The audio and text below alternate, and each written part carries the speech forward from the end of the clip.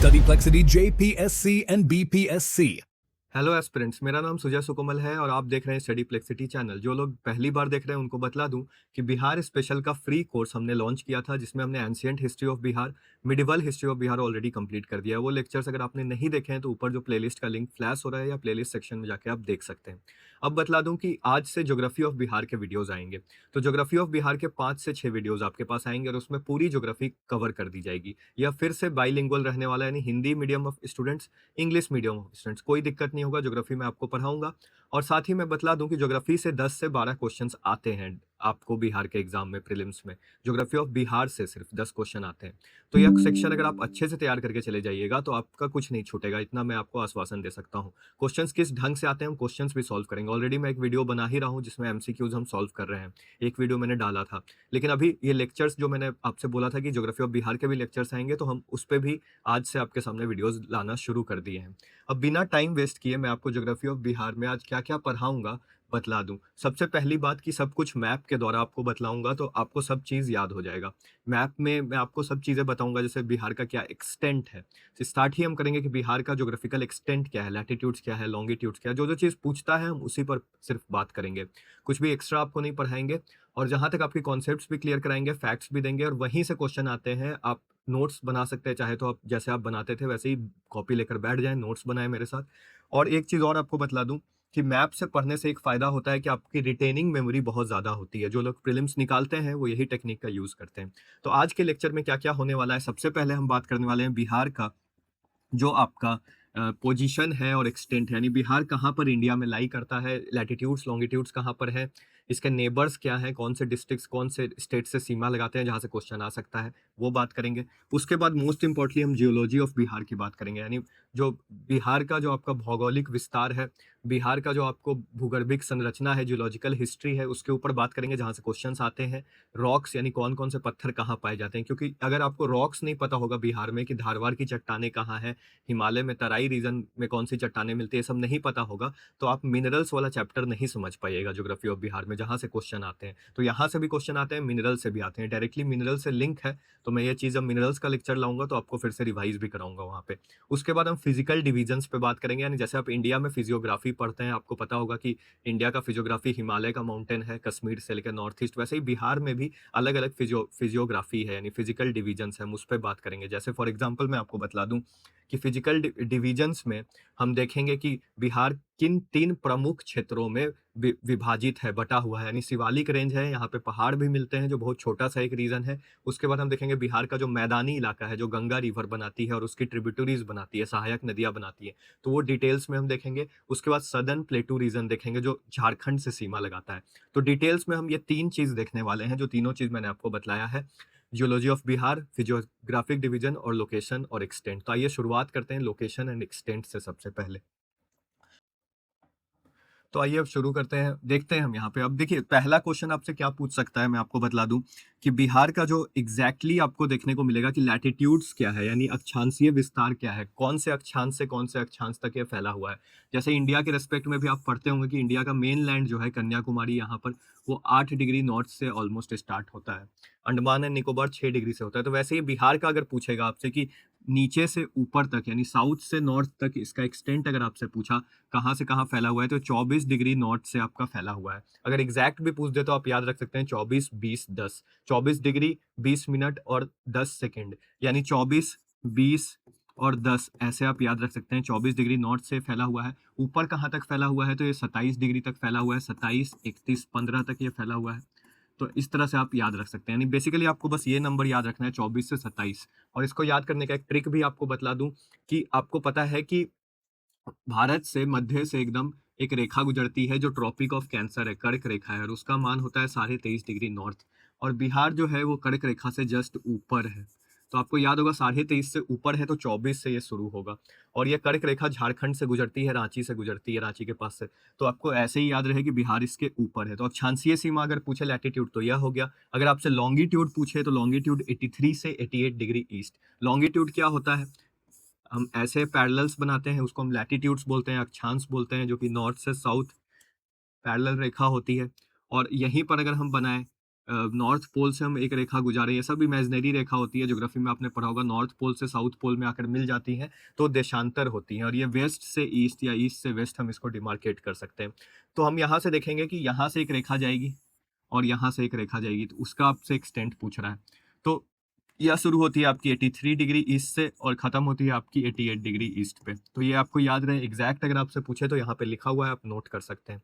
तो ये तो हो गया एक्सटेंट की बात। अब बिहार का हम पूरा भारत में अगर देखें एक्सटेंट आपसे पूछते हैं तो थोड़ा सा आपको इन्फॉर्मेशन यहाँ पे पता होना चाहिए कि एग्जैक्टली क्या है।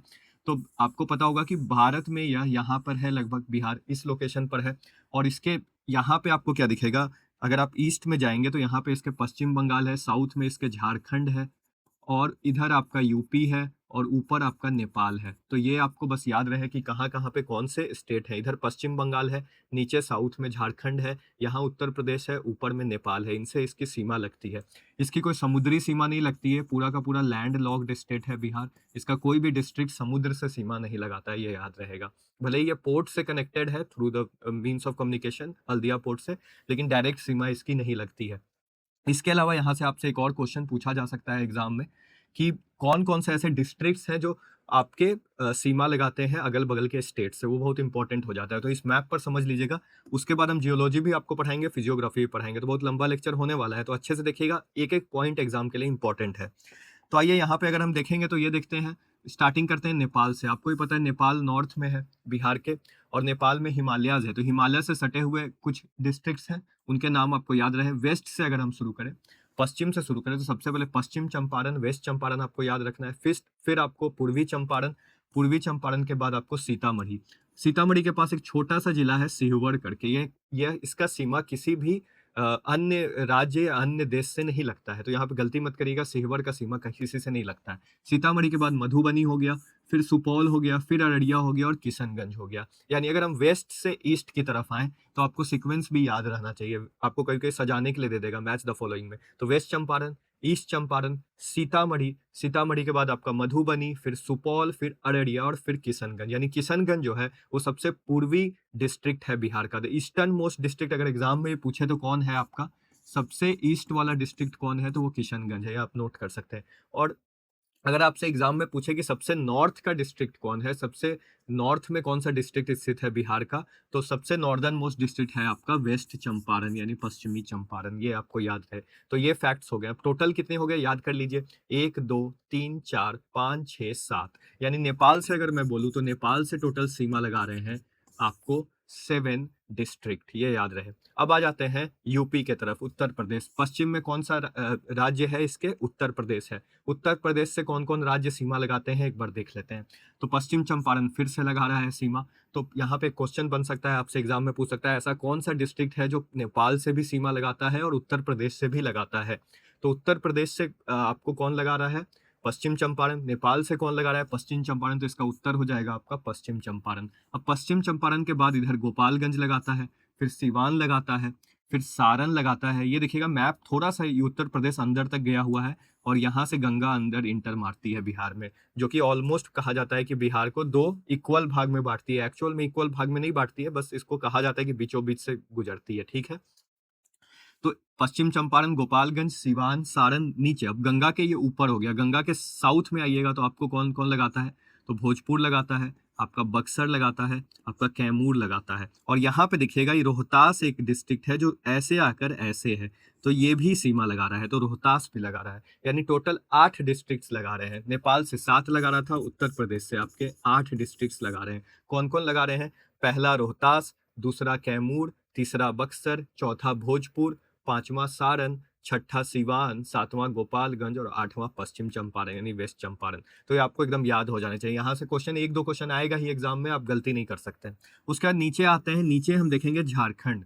तो झारखंड में हम देखेंगे साउथ में ये है, और झारखंड में कौन कौन से राज्य लगा सॉरी कौन कौन से डिस्ट्रिक्ट सीमा लगा रहे हैं। तो यहाँ ध्यान से देखिएगा कि कैमूर जो है, अभी मैंने आपको बतलाया था कि कैमूर की जो बाउंड्री है वो यहीं पर समाप्त हो जा रही है। तो ये रोहतास ऐसे करके आ रहा है और झारखंड से सीमा लगा रहा है। लेकिन यहाँ पे आपको ध्यान रहे कि कैमूर झारखंड से डायरेक्ट सीमा नहीं लगा रहा है, कोई भी सीमा नहीं लगा रहा है, तो सिर्फ रोहतास लगा रहा है। पहला रोहतास हो गया, फिर औरंगाबाद हो गया, फिर गया हो गया, फिर नवादा हो गया, फिर आपका जमुई, फिर आपका बांका, फिर भागलपुर, फिर कटिहार, यानी टोटल यहाँ पे आपको दिखेंगे 7 जिले झारखंड से सीमा लगाते हैं। यानी झारखंड की हम बात करें तो टोटल यहाँ पर 7 जिले हैं। अब कौन कौन से जिले हैं आप देखिए, एक रोहतास, दूसरा औरंगाबाद, तीसरा गया, चौथा नवादा, पांचवा जमुई, छठा बांका, सातवां भागलपुर और आठवां कटिहार, यानी टोटल 8 लगा रहे हैं, सॉरी।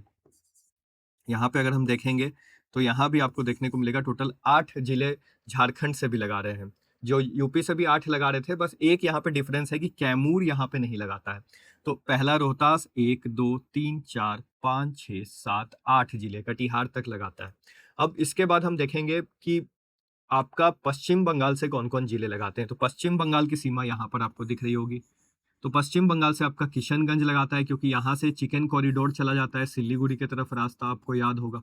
तो पहला किशनगंज हो गया, दूसरा हो गया आपका पूर्णिया और तीसरा हो गया आपका कटिहार। यानी टोटल 3 जिले ही लगाते हैं। यहाँ पे ध्यान रहे, अररिया नहीं लगाता है और भागलपुर भी सीमा नहीं लगाता है पश्चिम बंगाल से। तो पश्चिम बंगाल से सिर्फ कटिहार, पूर्णिया और किशनगंज लगाते हैं। तो यहाँ पे अगर मैं वेस्ट बंगाल से देखूं तो सिर्फ 3 ही डिस्ट्रिक्ट्स लगा रहे हैं। अब एग्जाम में आपसे क्वेश्चन आ सकता है कि सबसे ज्यादा डिस्ट्रिक्ट्स किससे लगाते हैं। तो 8 उत्तर प्रदेश और झारखंड में एक टाई है। उसके बाद देखने को मिलेगा आपको कि नेपाल से 7 और फिर वेस्ट बंगाल से 3। तो ये कुछ आपको चीजें याद है। यहाँ पे नॉर्दर्न मोस्ट डिस्ट्रिक्ट अगर बिहार का पूछे तो पश्चिम चंपारण। अगर आपसे यहाँ पर वेस्टर्न मोस्ट पूछे कि सबसे पश्चिमी जिला कौन स्थित है, तो वो कैमूर का जिला है। अगर आपसे सदर्न मोस्ट पूछे कि साउथ में सबसे कौन जिला स्थित है, तो गया का सीमा सबसे साउथ तक है। और अगर पूर्व में पूछे तो किशनगंज। तो ये फैक्ट्स आप मैप से याद रख सकते हैं। इतना आप, इससे ज्यादा आपसे एग्जाम में नहीं पूछेगा। और जो पूछेगा रिवर्स रिवर मैप्स में हम कवर करेंगे ही करेंगे। तो अब डायरेक्टली हम आ जाते हैं ज्योग्राफी ऑफ बिहार में। यहाँ हमने बिहार का पोजीशन और एक्सटेंट देख लिया। इसमें कुछ चीजें बेसिक है, आपको पता ही होगा कि बिहार पॉपुलेशन डेंसिटी के मामले में, जनसंख्या घनत्व के मामले में पहले स्थान पर है। और पॉपुलेशन के मामले में, जनसंख्या के मामले में बिहार का स्थान तीसरा है। उत्तर प्रदेश, महाराष्ट्र और उसके बाद बिहार आता है पॉपुलेशन में। और पॉपुलेशन में अगर हम पूरे देश की बात करें, पूरे देश का 8.6% पॉपुलेशन सिर्फ बिहार में रहता है। ये कुछ आंकड़े हैं जो आपको सेंसस में ही मैंने पढ़ाए थे, यहाँ पे रिवाइज करा दे रहा हूँ।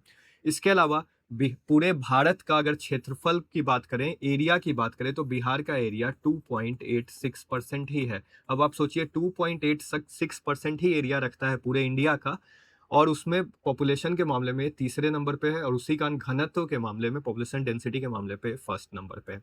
इसके अलावा बिहार का 94,163 स्क्वायर किलोमीटर है। ये सब कुछ आपको ऑलरेडी मैंने सेंसस में ये चीज पढ़ाया था, जो क्षेत्रफल है बिहार का। तो इस तरह से ये सब चीजें आपको याद रहे। अब आगे बढ़ते हैं हम जियोलॉजी ऑफ बिहार में। अब बिहार की जियोलॉजी हम मैप से ही समझेंगे और बहुत अच्छे तरीके से समझेंगे, क्योंकि आपके एग्जाम में बहुत इंपॉर्टेंट है और यहाँ से क्वेश्चन भी आते हैं।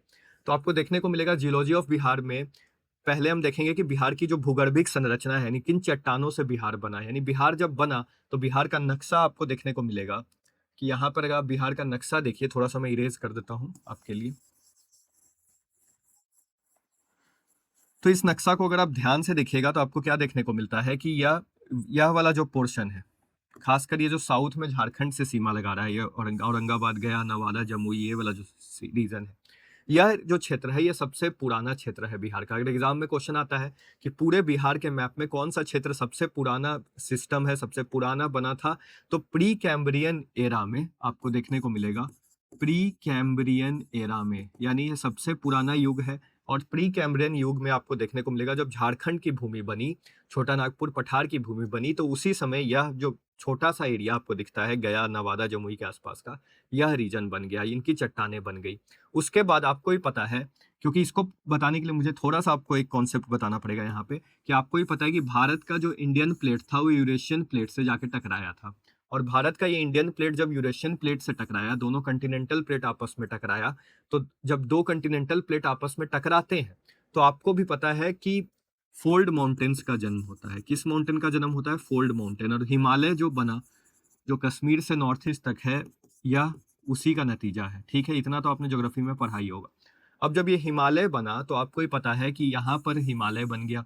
अब हिमालय के बनने से नदियां इधर से इसको काटते हुए नीचे की तरफ आने लगी। यानी बिहार में जो भी नदियां, जैसे कोसी है, कमला है, बागमती है, गंडक है, ये सभी हिमालय को काटते हुए नीचे की तरफ आती है नॉर्थ बिहार में। अभी मैप पे मैं आपको दिखा दूंगा सब चीजें। तो जब ये काटते हुए आई तो इरोजन किया इन्होंने, अपरदन किया, और इसी से यहाँ पे बहुत ज्यादा सेडिमेंट्स बन गया, यानी अवसाद का ढेर बन गया, और यही अवसाद बन गया मैदानी इलाका, यानी यही आपका एल्यूवियल सॉइल बन गया, जलोढ़ मिट्टी बन गया, जिसके कारण आपको आज बिहार का जो मैदान दिखता है वो एल्यूवियल सॉइल का बना हुआ दिखता है। तो अगर एग्जाम में क्वेश्चन पूछेगा आपसे कि बिहार में सबसे पुराना जो जगह है वो कौन सा था, तो वो इस पार्ट का है, ट्रायंगल पार्ट का है भारत का। यानी यह पार्ट आपको ही पता है कि गोंडवाना लैंड का हिस्सा था। किसका हिस्सा था ये? गोंडवाना लैंड का।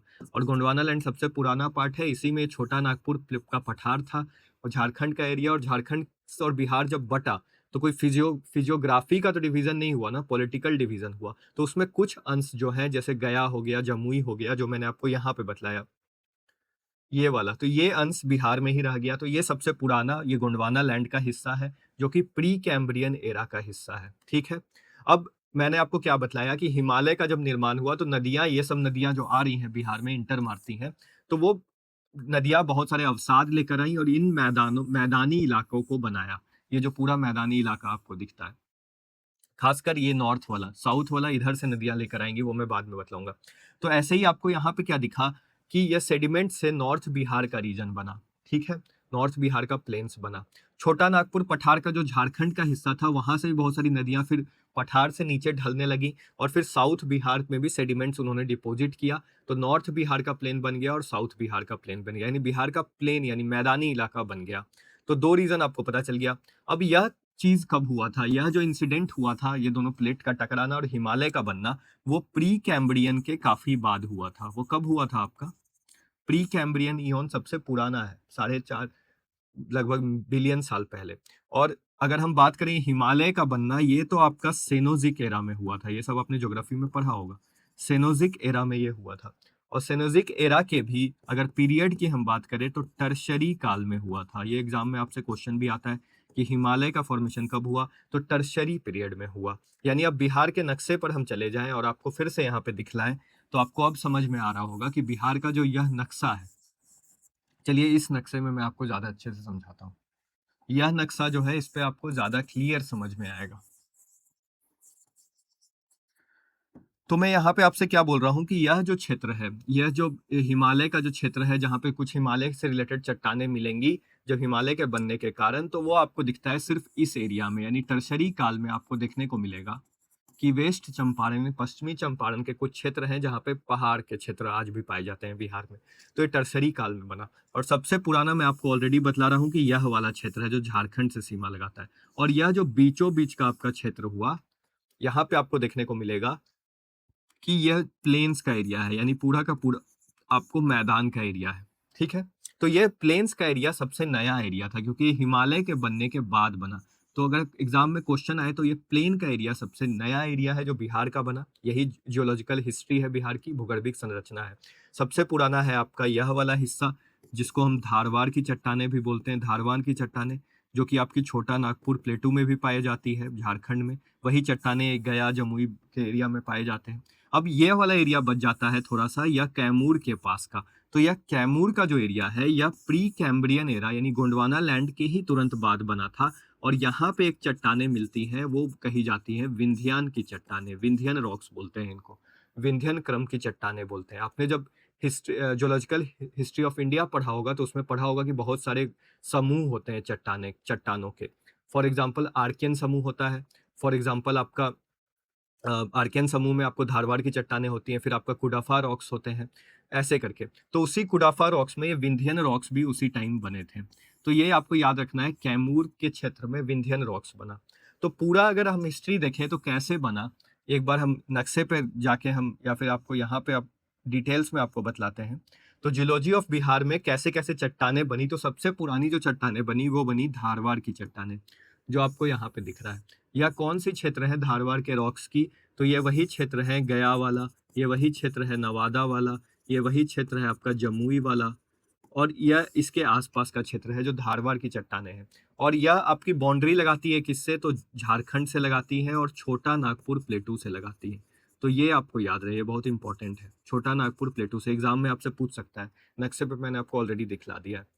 अब ये धारवाड़ रॉक की जब चट्टानें बनी, ये किस काल में बनी, ये आपसे एग्जाम में पूछ सकता है। तो ये प्री कैम्ब्रियन एरा में बनी। कब बनी? ये प्री कैम्ब्रियन एरा में बनी। ये सबसे ओल्डेस्ट है, ये भी आपसे एग्जाम में आ सकता है कि ये सबसे पुरानी चट्टानें हैं बिहार में, धारवाड़ की चट्टानें जो गया के आसपास पाई जाती हैं। अब धारवाड़ की जब चट्टानें बन गई, इनका एग्जाम्पल भी आपको पता होगा धारवाड़ रॉक्स का, जैसे नीस का पत्थर होता है, ग्रेनाइट का पत्थर होता है, ये सब जो पत्थर होते हैं, स्लेट होते हैं, ये सब मेटामॉर्फिक रॉक और इग्नियस रॉक, आग्नेय चट्टानें और रूपांतरित चट्टानें। तो यही धारवाड़ की चट्टानें। और भारत में भी आपको पता होगा कि धारवाड़ का जो चट्टानें हैं वो सबसे पहले कर्नाटका के धारवाड़ के रीजन पे नामकरण इसका किया गया था।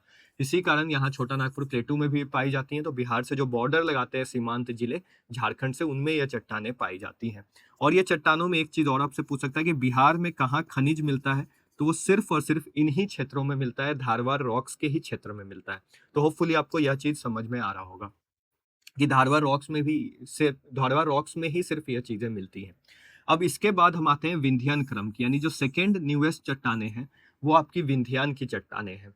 जब भारत का पूरा यह भारत का नक्शा बन रहा था, ये पार्ट जाकर यूरेशियन प्लेट से टकरा रहा था और हिमालय का निर्माण हो रहा था, उससे भी पहले ये चट्टानें बन गई थी धारवाड़ की और विंध्यान की, ठीक है। और जब टकराई तब तो हिमालय बना, और हिमालय के बाद आपको यह चट्टानें और यह चट्टानें बनी। यानी एग्जाम में अगर आपसे पूछे कि हिमालय के बनने के बाद बिहार में कौन सी चट्टानें बनी, तो वो टर्शियरी की चट्टानें बनी और क्वाटरनरी की चट्टानें बनी। अभी मैप पे मैं आपको दिखला दूंगा। लेकिन अगर हिमालय के बनने से पहले कौन सी चट्टानें बनी, तो धारवाड़ की चट्टानें बनी, गया, जमुई, नवादा, इन क्षेत्रों में। और विंध्यान की चट्टानें बनी, और विंध्यान की चट्टानें आपकी कैमूर जिले के आसपास, कैमूर रोहतास में आपको मिलेंगे, कैमूर और रोहतास जिलों में मिलेंगे। तो लोकेशन आपको दिमाग में रहे, मैप पर रहे। एक बार और मैप में आपको सही से दिखा दूंगा। अब विंध्यान की जो चट्टानें होती हैं, जनरली आपको सैंड स्टोन यानी आपकी बलुआ पत्थर, आपका लाइम स्टोन, चूना पत्थर और ये सब की चट्टानें होती हैं, जो कि आपको बिल्डिंग्स बनाने में काम आती है। ये याद रहे आपको, पूछ सकता है आपसे, बिल्डिंग्स बनाने में काम आती है। जैसे आपने लाल किला देखा होगा, वो रेड सैंडस्टोन का बना हुआ है। तो इसी प्रकार रीजन आपको याद रहे, रीजन यह वाला रीजन जो कि आपकी झारखंड से सीमा लगा रहा है, आपको इसका रीजन याद रहे कैमूर रोहतास किस पर्पस से है। अगर एग्जांपल पूछ दे तो सैंडस्टोन, लाइमस्टोन की चट्टानें। इसके बाद टर्शरी रॉक्स की चट्टानें बनी। टर्शरी रॉक्स की चट्टानें कहाँ पर बनी? जब यह भारत का ट्रायंगुलर पार्ट यूरेशियन प्लेट से टकराया और हिमालय का निर्माण हुआ। तो हिमालय और का जब निर्माण हुआ तो कहा जाता है कि इंडियन प्लेट और यूरेशियन प्लेट के बीच में एक सागर था, जिसका नाम आपने सुना होगा इंडियन ज्योग्राफी में, जिसका नाम था टेथिस सागर। तो इस सागर में जो रिवर्स सेडिमेंट्स लेके आती थी, वही फोल्डिंग हुआ और वही हिमालय खड़ा हो गया। यानी रिवर्स नदियों में टेथिस सागर में जो सेडिमेंट्स थे, वैसे ही चट्टानें यहाँ पे पाई जाएंगी टर्शरी रॉक्स में। यानी सेडिमेंट्री रॉक्स मेनली आपको देखने को मिलेगा, अवसादी चट्टानें, सेडिमेंट्री रॉक्स आपको यहाँ पे मिलेंगी। यह कौन सा क्षेत्र में पाई जाती है बिहार के? तो यह पश्चिमी चंपारण वाला जो क्षेत्र है, वेस्ट चंपारण के आसपास, जहाँ पे आपको हिली रीजन मिलेगा, वहीं पर बिहार में सिर्फ और सिर्फ हिली रीजन आपको वहीं पर मिलता है, जो कि आपका वेस्ट चंपारण का क्षेत्र है। अभी मैं आगे जब फिजियोग्राफिक डिविजन्स पढ़ाऊंगा तो ये चीज फिर से आपका रिपीट होगा टर्शरी रॉक्स का। इसके बाद आपको बनी क्वाटरनरी रॉक्स। अब इसका पीरियड भी आपसे पूछ सकता है। ये तो प्री कैम्ब्रियन एरा में हुआ था, जो सबसे पुराना है। इसके बाद विंध्यन बना। विंध्यन के बाद टर्शरी पीरियड में, ऐसे आप याद भी रख सकते हैं कि ये कब बना, तो टर्शरी पीरियड में बना। और किस एरा में बना अगर पूछ देता है तो सेनोजिक एरा में बना, ये भी आपसे पूछ सकता है। तो ये चीजें याद रखेंगे। अब सेनोजिक एरा में बहुत सारे पीरियड थे, जैसे टर्शरी पीरियड था, क्वाटरनरी पीरियड उसके बाद आया। तो क्वाटरनरी पीरियड जब आया तो इसमें आपको देखने को मिलेगा कि इसमें आपको प्लिस्टोसीन प्लिस्टोसीन इपोक में पीरियड के बाद जो छोटा यूनिट होता है इपोक होता है। थोड़ा सा यहाँ पे मैं आपको समझा दूं। सबसे बड़ा यूनिट होता है इयोन, फिर होता है एरा, फिर होता है आपका पीरियड, और फिर होता है आपका इपोक। ज्योग्राफी में आप पढ़े होंगे। और इसके बाद साल होता है, यानी बहुत सारे साल को जोड़िएगा तो इपोक बन जाएगा, बहुत सारे इपोक को जोड़िएगा तो पीरियड बन जाएगा, बहुत सारे पीरियड को एरा, और फिर इयोन। यानी प्री कैम्ब्रियन जो हम बोल रहे हैं वो सबसे पुराना इयोन है या एरा है, प्री कैम्ब्रियन। और प्री कैम्ब्रियन के बहुत बाद आपको दिखेगा सेनोजिक एरा में, सेनोजिक एरा के टर्शरी पीरियड में हिमालय बनना शुरू हुआ। और इसी टर्शरी पीरियड में बहुत सारे इपोक थे। कौन कौन इपोक थे? तो सबसे पहला था आपका ओलिगोसीन। क्या था आपका? ये एक्स्ट्रा इन्फॉर्मेशन है, अगर आप पढ़ना चाहें तो पढ़ सकते हैं। उसके बाद था मियोसीन, और उसके बाद था प्लिस्टोसीन। और प्लिस्टोसिन के बाद में टर्शरी के बाद एक पीरियड आता है जो होता है क्वाटरनेरी पीरियड, ठीक है। टर्शरी के बाद इसी सिनोजिक एरा में, यानी सिनोजिक एरा में टर्शरी पीरियड के अंदर 3 इपोक थे, ओलिगोसिन, मियोसिन और प्लिस्टोसिन। यही तीनों इपोक में हिमालयस का जन्म हुआ। यानी जो हिमालय आप देखते हैं वो पैरेलल श्रृंखलाएं हैं, पहला, दूसरा, तीसरा, आपने इंडियन ज्योग्राफी में पढ़ा होगा। 3 पैरेलल रेंजेस हैं, पहला है ग्रेट हिमालय, फिर है मिडिल हिमालयज और फिर है लेसर हिमालय।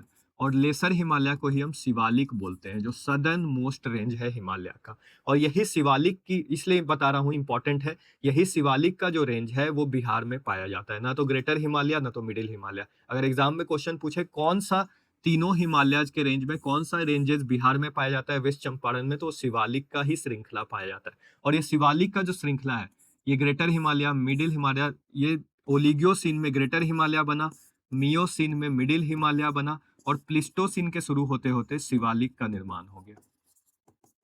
तो अब आपको समझ में आ रहा होगा यह चीज यहाँ पे आ जाइए।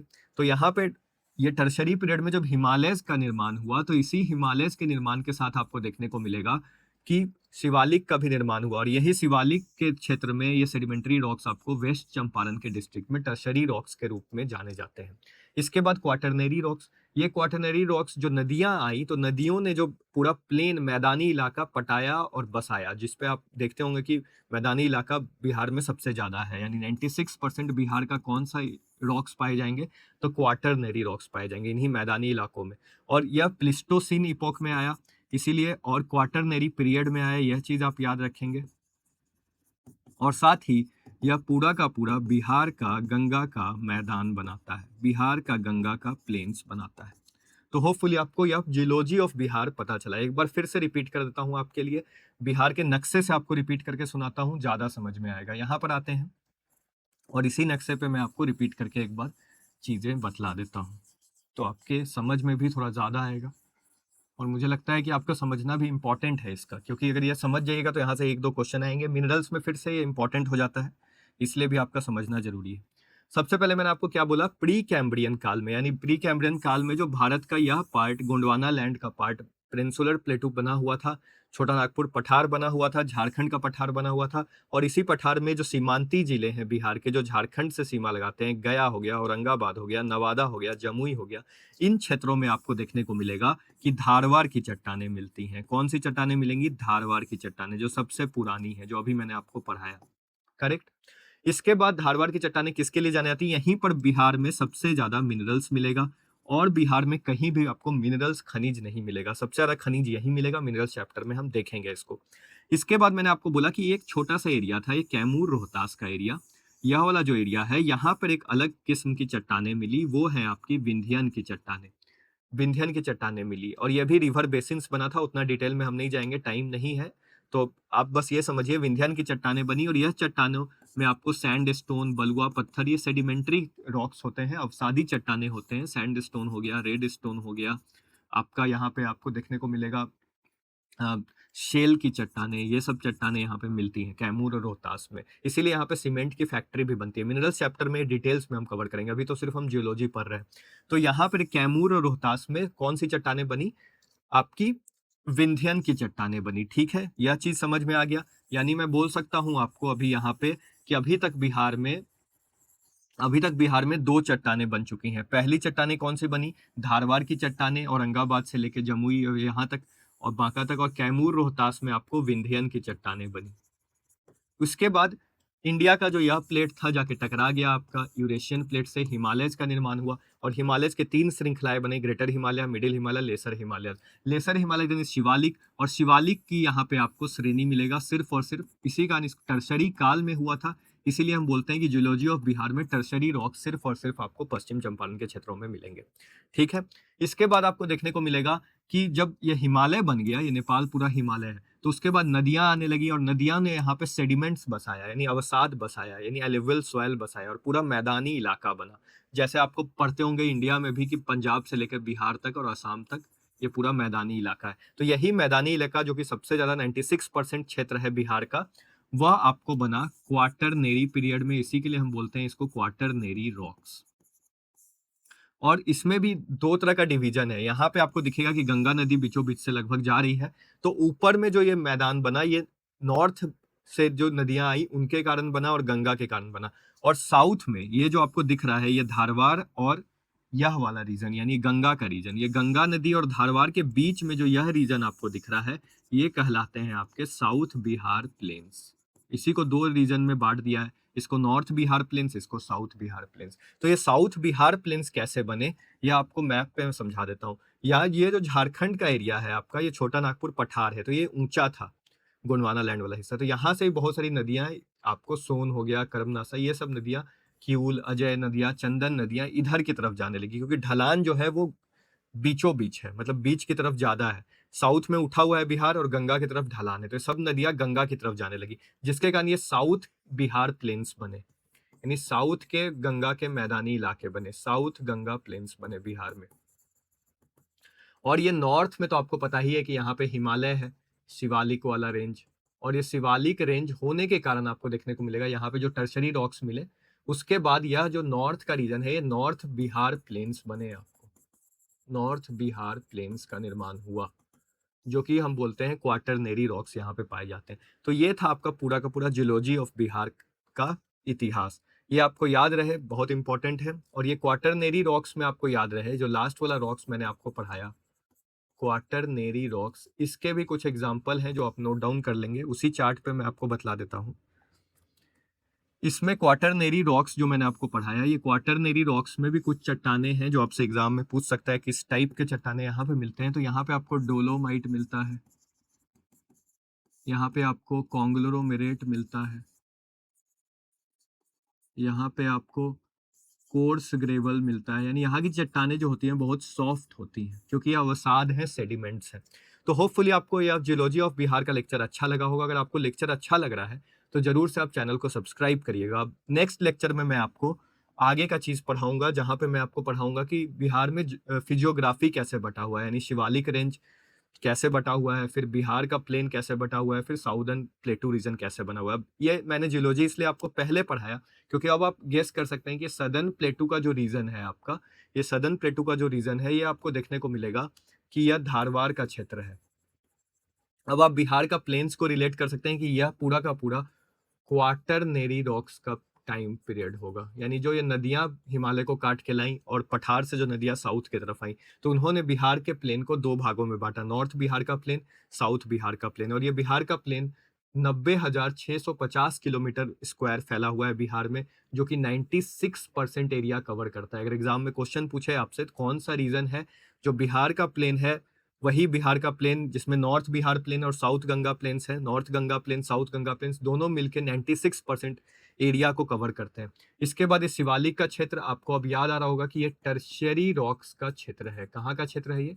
टर्शियरी रॉक्स का है, जिसमें इसके भी 3 सब डिविजन जब मैं पढ़ाऊंगा नेक्स्ट लेक्चर में तो आपको बतलाऊंगा, सोमेश्वर रेंज, हरहा वैली और रामनगर दून में ये बटे हुए हैं। तो होपफुली आपको आज का लेक्चर अच्छा लगा, जियोलॉजी ऑफ बिहार और बेसिक एक्सटेंड मैप अगर आपको समझ में आया तो जरूर चैनल को सब्सक्राइब करिए। यहाँ पे फ्री लेक्चर से आपको ज्योग्राफी के मिलेंगे जब तक एग्जाम से पहले। अभी आने वाले 3-4 दिनों में मैं कवर कर दूंगा आपको ज्योग्राफी ऑफ बिहार।